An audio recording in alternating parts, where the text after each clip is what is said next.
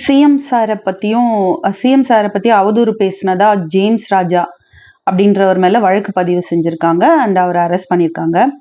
அவரோட வீடியோஸை நானுமே பார்த்தேன்.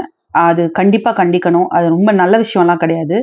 அது டிஎம்கேக்கு சப்போர்ட் பண்றாங்களோ எந்த கட்சிக்கு சப்போர்ட் பண்றாங்களோ கருத்தா சொல்லணும், கருத்தியலா எதிர்கொள்ளணும். அரசியல் கண்டிப்பா பேசணும், ஆனா ஆபாசம் பேசக்கூடாது. நீங்க எடுத்திருக்கிற ஸ்டெப்பை கண்டிப்பா வரவேற்கணும். ரொம்ப நல்ல விஷயம் சிஎம் சார். ஆனா இது திமுக ஆதரவா பேசி இந்த மாதிரி பேசுறவங்க மேல மட்டும்தான் உங்க சட்டம் வந்திருக்கு.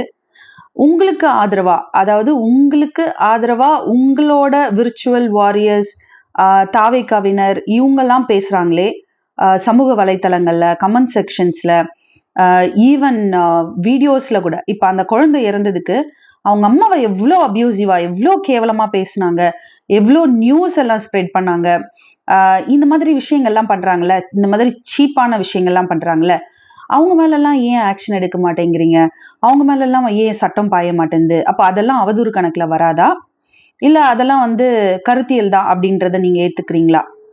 யாரு தப்பு பண்ணாலும் தப்பு தான். அப்படி நீங்க அணுகிறத தான் நாங்க எதிர்பார்க்கிறோம். இப்ப நீங்க பண்ணிருக்க இந்த விஷயத்த, இந்த ராஜா அப்படின்றவரை நீங்க அரெஸ்ட் பண்ணத உண்மையிலேயே ஒரு பெண்ணா நான் ரொம்ப சந்தோஷப்படுறேன் அண்ட் வரவேற்கிறேன். இதையே நீங்க எல்லாருக்கும் பண்ணீங்க அப்படின்னா அது இன்னுமே எங்களுக்கு சந்தோஷமா இருக்கும். அதை தான் நான் சொல்ல வரேன்.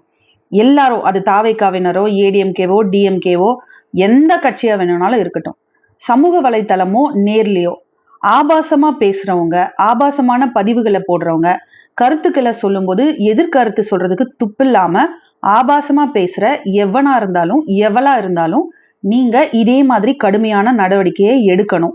எடுப்பீங்களா அப்படின்றதுதான் என்னோட கேள்வி.